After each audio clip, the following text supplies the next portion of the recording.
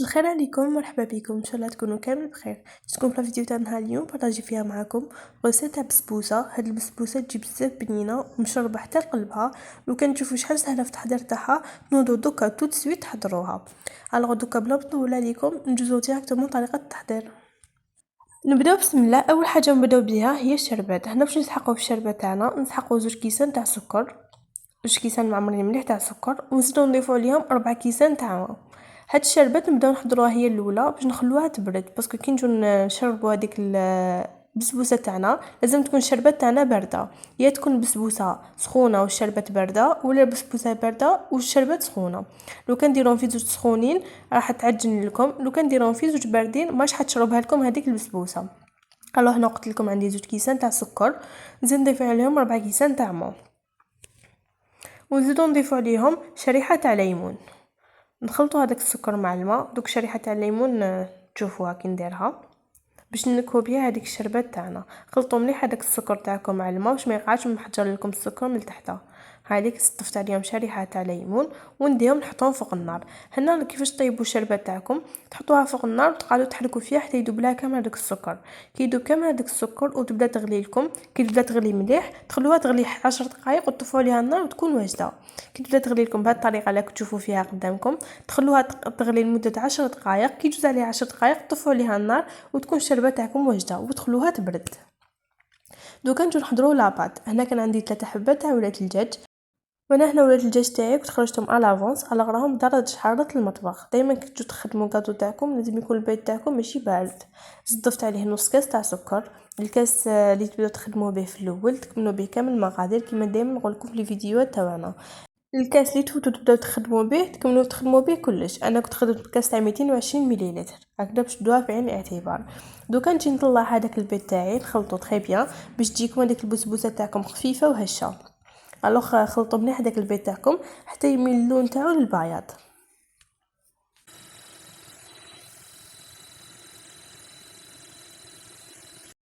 ودوكا جيت باش نكه البسبوسه تاعي. انا كنت نكهتها بزاز دو سيترون وزدرت لها لافاني. نتوما تحبوا ديروا لها لافاني برك ولا ديروا لها زوج دو سيترون برك، هادشي قاعد اختياري. انا نحب نديرهم في زوج.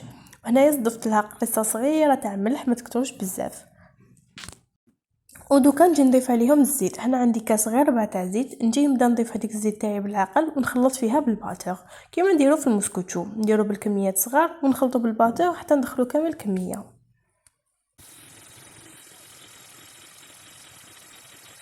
دوكا بخي ما كملت دخلت هذيك الكاس غير ربع تاع الزيت. كنت ندخلو هكذا بكميات صغار نخلط بالباتور حتى كمل دخلت كامل الكميه.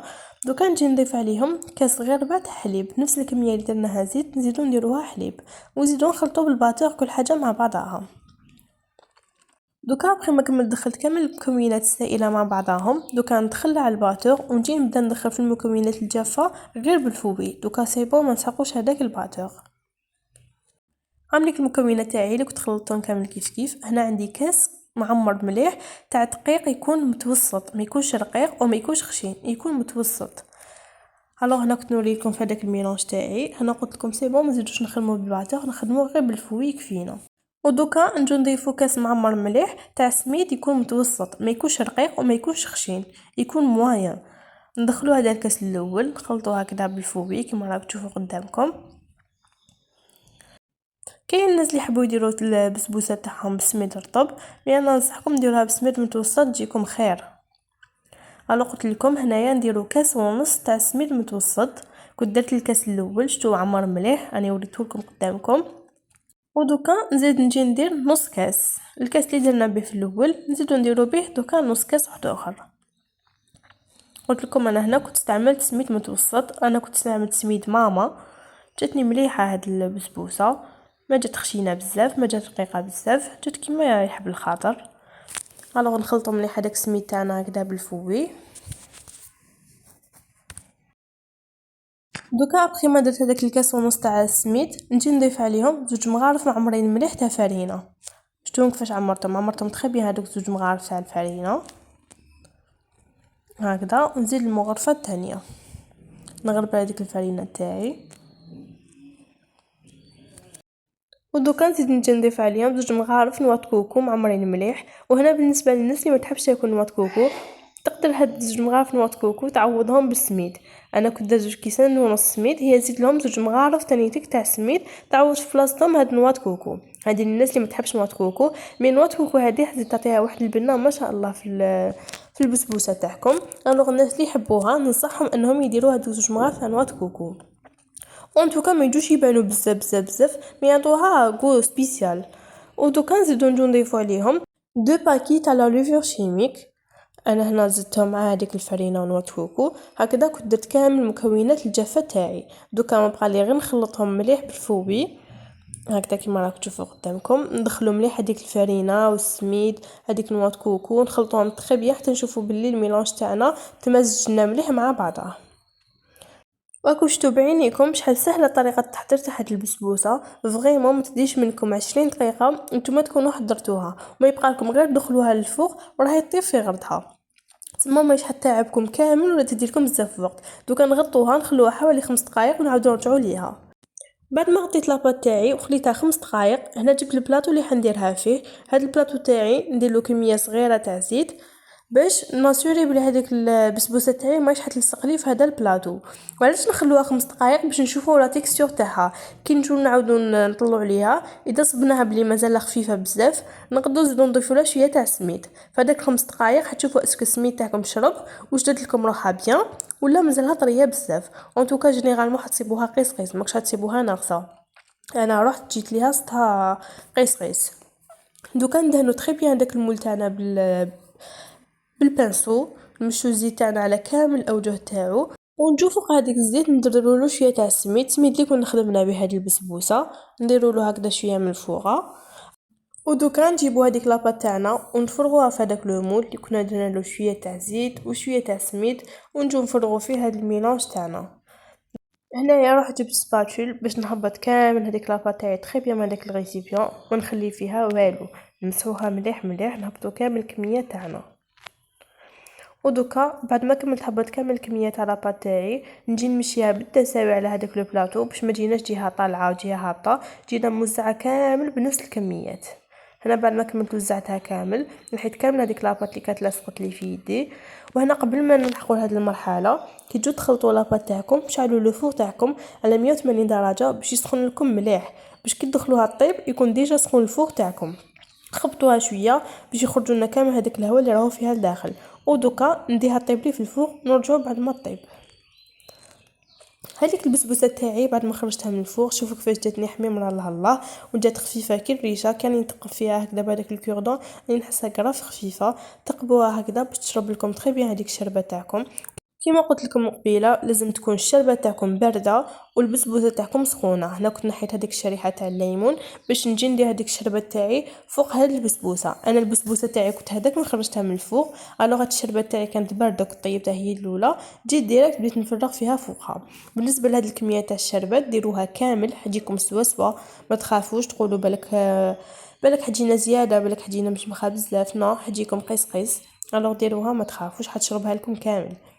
وكي تشوفوا بلي البسبوسه تاعكم راهي تشرب لكم هذيك الشربات اعرفوا بلي البسبوسه تاعكم راهي ناجحه 100%. باسكو كي تكون ماشي ناجحه ماش حتحب تشرب لكم مليح هذيك الشربات تاعكم. مي كي تشوفوها شربت بيان وتجيكم مشمخه حتى لقلبها معناتها البسبوسه تاعكم راهي ناجحه. هذيك البسبوسه تاعي هنا كنت كمل درت لها كامل كميه تاع الشربات. انا نوري لكم بلي ما قعدتليش كامل الشربات في المول، شربتها كامل هذيك البسبوسه. هنايا انا جيت نقطع معاكم هاد البلاط تاع البسبوسه تاعي قبل ما نزينو باش هذيك الديكوراسيون تجيني في النص ما تجينيش رايحه كوتي، باسكو كي تقطعوه باش تزينو حد تاسيريو بلي حتجيبوا هذيك الديكوراسيون تاعكم سوا سوا في النص. انا الحاجه الاولى اللي درتها هي قسمت البلاط تاعي على نص وكل نص قسمته على نص.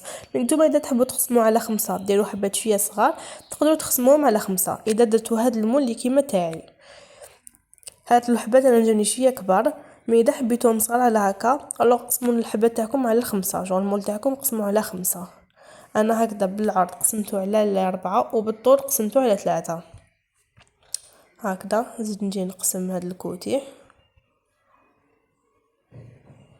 قلت لكم هاد البسبوسه ما تديلكمش وقت وسهله في التحضير تاعها وتجي بزاف بنينه سورتو مع لاتاي ولا.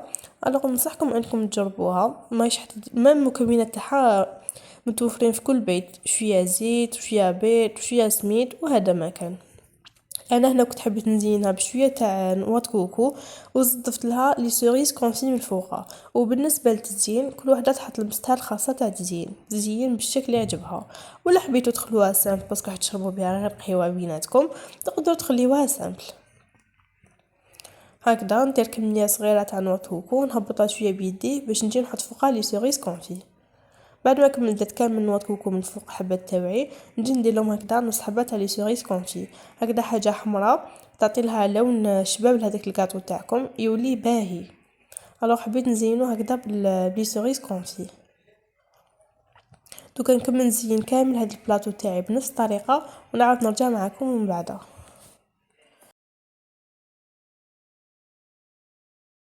هذا هو الشكل النهائي تاع البسبوسه تاعي. شوفوا شحال جات شابه، الله الله، جات حميمره. هذوك لي سوريس كون عطاو لها لون بزاف شباب، زادوا فيها النص. هنا كنت قطعت معكم مرصو باش نوريها لكم كيفاش جات ممسله حتى لقلبها. شوفوا ديجا لا فيديو يبان لكم بلي الحبه تاعي ممسله حتى لقلبها.